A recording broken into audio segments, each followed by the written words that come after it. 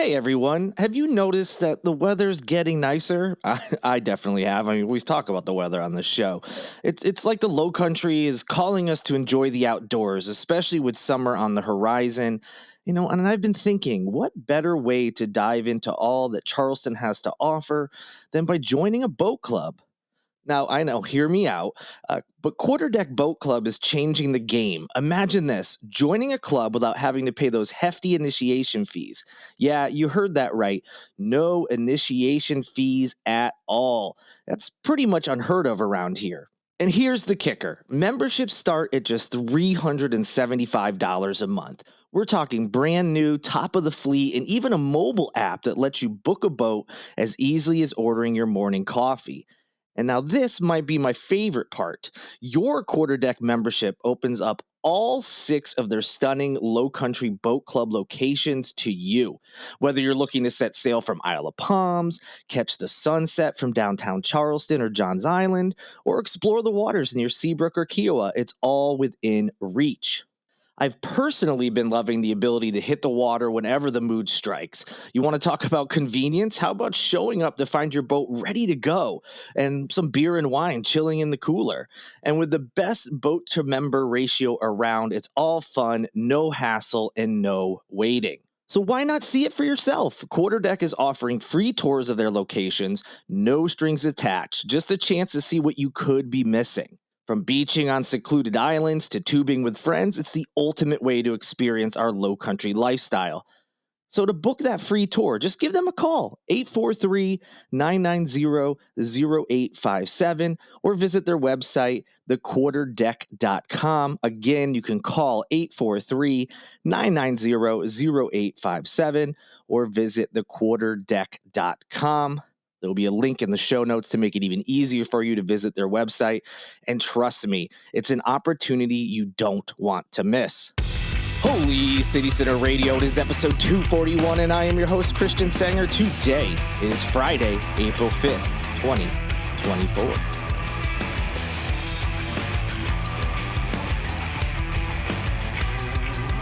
Happy weekend. I hope you all had an amazing week and enjoyed the interview on Wednesday's episode. I know I did. Today, we're going to get into the news, some recaps, some things that I haven't been able to cover yet, and excited to get you all caught up. As I mentioned at the end of last episode, I've got an exciting trip happening this weekend. I'll be leaving for Phoenix tomorrow, which of course will be Saturday, and heading to the Final Four, the men's Final Four. So excited to see my UConn Huskies. I've never attended a men's Final Four before, so this will be pretty exciting. Meanwhile, the women's team for UConn will be over in Cleveland, Ohio for their Final Four. Their first game is tonight, and if they beat Iowa, they will take on someone in the championship on Sunday. Meanwhile, the men's Final Four will begin on Saturday, so I'm cutting it a little close getting to Phoenix, and then the championship game will be on Monday.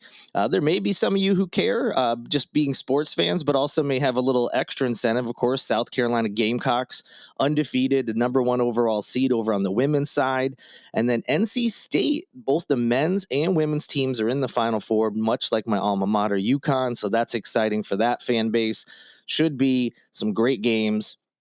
I'm very much looking forward to the trip and also, checking out some things around Phoenix. I went there 20 years ago when I was still in college for a women's game. I used to do radio for our student radio station. We would sometimes travel, and there was a trip to Arizona State University on the women's schedule during our winter break, so we were able to make it work. We usually didn't travel that far away during the regular season. So it was quite the opportunity, had a fun time. So I'm excited to go back to the area and see if I remember anything because it's been a couple decades, but very much looking forward to it. Hopefully that won't change anything with next week's schedule. I should be able to record on the road as I did when I was visiting family recently. So hopefully Monday and Wednesday show will be out as normal, but if not, it's just I'm having too much fun, and the time difference and everything else just made it too tough. But the plan is to still have everything as normal. Enough about me. Nothing else really going on besides that trip. Just doing work as normal. So speaking of doing work, let's get into the latest news. All right, this first thing isn't traditional news, but it is something really cool that Holy City Center and my sibling website, MyLo Low Country, we have a cool partnership going right now. Not only do we have a partnership, a business partnership, and have for the last few months, so you should definitely check out their website. They tend to cover more of stuff on the islands, Isle of Palms, Daniel Island, Kiowa, Seabrook, etc. But we're doing a photo contest, and it doesn't have to be the most perfect photo to win.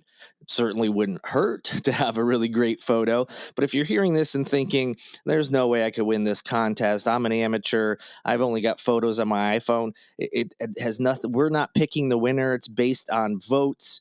And so anybody could win this thing, and there's some incredible prizes. But first, photographers of all skill levels, as I've mentioned, are eligible. Doesn't matter. Anybody can sign up for this.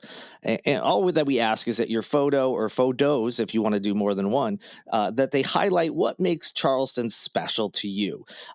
So obviously we want these to be Charleston-based photos, but other than that, it can be anything: food, sunset pictures, venues around town, whatever Charleston means to you.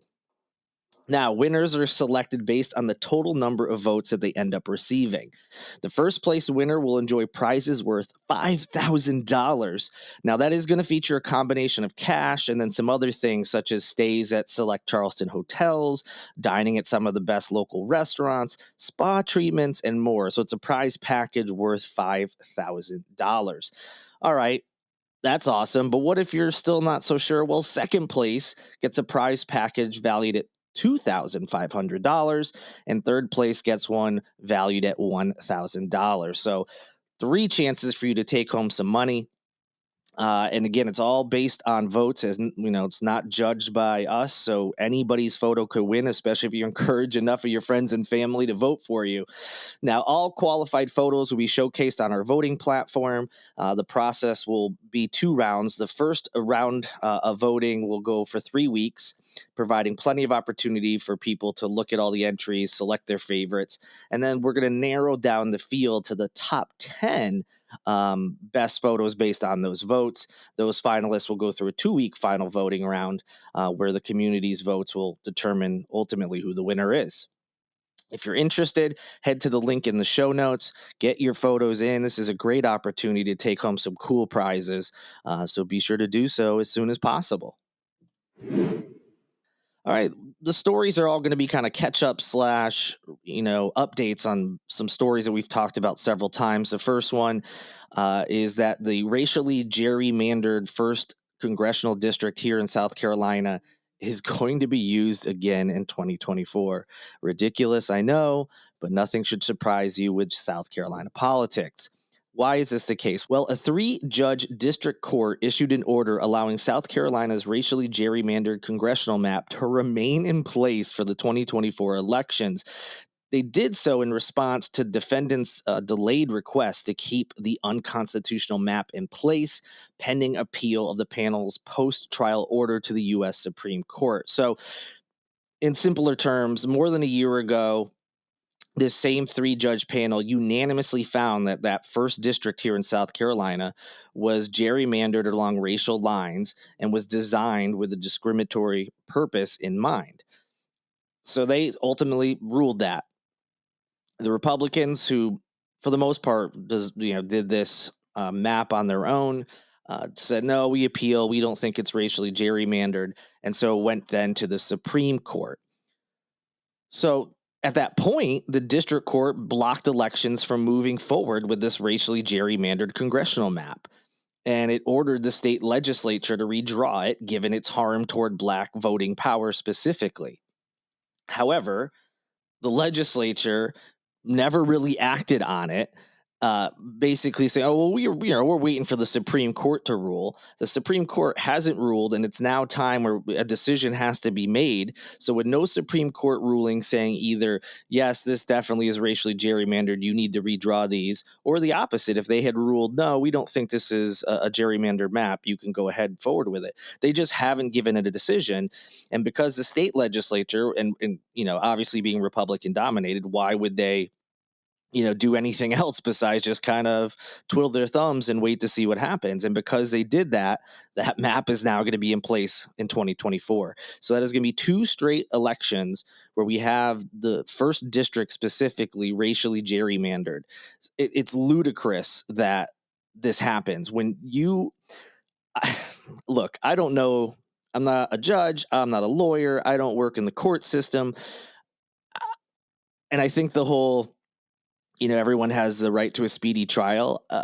Trials a lot of times take years to even get somewhere. What is speedy? It seems silly to me that we say that. It still takes years for some things to go through. But in any event, things seem to move very, very slowly.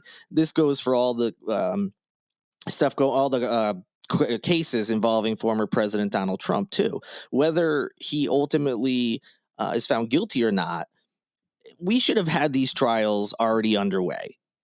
We all deserve to know ahead of the election, hey, did he actually, is he found guilty of some of these crimes? All of them, none of them? People should know. And when you have a case like this one, where you have an election coming up, a decision needs to be made. And it's absurd that the Supreme Court just has not done anything, and that the state legislature just basically punted it in hopes that essentially this would happen. And it's just, I don't understand how this is allowable. Now, could the Supreme Court ultimately say, no, this isn't racially gerrymandered, and then this was all a moot point? Yeah, of course. But we should know before the election what they decide so that we can move forward appropriately. It is going to be maddening when they ultimately just make this decision and they say, yeah, no, we agree, this is racially gerrymandered. Well, great. We should have known that before the 2024 election. It could change the outcome. So it's ridiculous. But nonetheless, that's where we're at. So if you were in the first district and you want a change, you don't want Nancy Mace anymore. Yeah, it could be a little difficult with the way this map is drawn. It's potentially drawn, or not, it's intentionally, excuse me, drawn, at least according to a court here in South Carolina, in a way to lessen specifically the black vote. But of course, the attention is, oh, it's less likely now that a Democrat can really make a run and beat Nancy Mace. So it's going to take effort. It's going to take getting people to go to the polls and vote if that's what the change you want is. So just keep that in mind as we inch closer to November. Got 2 updates from the world of Alex Murdaugh. So a federal judge sentenced the convicted murderer to 40 years in prison for stealing millions of dollars from his legal clients. Now, that punishment can be served at the same time as a 27-year state sentence that was previously imposed for related financial crimes. So this was expected. Murdaugh pled guilty, saying he wanted to take responsibility for these crimes, and then in the same breath saying, that's why I don't take responsibility for the murder of my wife and one of my sons, because I didn't do it. That was kind of his so, hey, look, I'll take responsibility for the crimes I did do, while saying is not guilty of the murders. That is still, in place, pending any appeals. There really hasn't been any update there. But so it was expected to get a punishment, but things, it looked like this was going to be fairly routine. It was just going to be, he shows up. Yep. Okay. You pled guilty. Cool. This is the punishment as we detailed, but it took a little bit of a turn when, before the hearing, federal prosecutors said in a filing that Murdaugh had failed a polygraph test, which he had agreed to go through as part of a plea deal. So because of that, it's supposed to be like, as part of this plea deal, you have to admit to all these crimes. You have to tell the truth about everything you did. And they're saying when he was polygraphed, he failed, basically somehow is leaving out details or lying about something still as it relates to these financial crimes. In addition to that, federal prosecutors said that they identified 11 new financial victims and $1.3 million more in stolen money. So in addition to them saying he flunked a polygraph, which, if you watch true crime shows, doesn't necessarily mean he was lying, but, a lot of times it is and can be accurate, but they also identified new victims that weren't previously known. And obviously then, of course, more money. So all of that kind of led to what people were thinking was going to be routine, to be a little bit harsher of a sentence. And in some people's eyes, it was a little bit harsher than was expected. U.S. District Judge Richard Gergel, in addition to the sentencing as far as time in jail, also ordered Murdaugh to pay more than $8 million in restitution to his financial victims. Where that money would come from and if he's able to do that, we'll see, but that it was also part of the sentencing. The other update to this case involves Colleton County Clerk of Court Becky Hill. She announced her resignation. This announcement came, as we're still waiting to find out what the SLED investigation into her will end up turning up. For those who don't remember, there's allegations that she may have abused her government position for financial gain. She was trying to write a book about the Murdaugh trial and her experience during it as the clerk of court. She was also accused of tampering with the jury during that infamous double murder trial. And that's at the center of an appeal that Murdaugh's team is hoping to get a new trial, saying that she tampered with the jury. That's still out there somewhere in the ether, and we'll have an update on that. But with all this stuff swirling around her, yes, the Colleton County Clerk of Court, Becky Hill, announced her resignation. That position was soon filled by Governor Henry McMaster. He's not filling it. He chose someone to fill it. Which is how state law works in these situations. And the last update we have for this Friday episode involves Boeing. The CEO, Dave Calhoun, announced that he will be stepping down at the end of the year after a series of mishaps, some of which have been very well documented. So in the announcement, the company said that Calhoun will continue to lead Boeing through the rest of this year, and then will be out.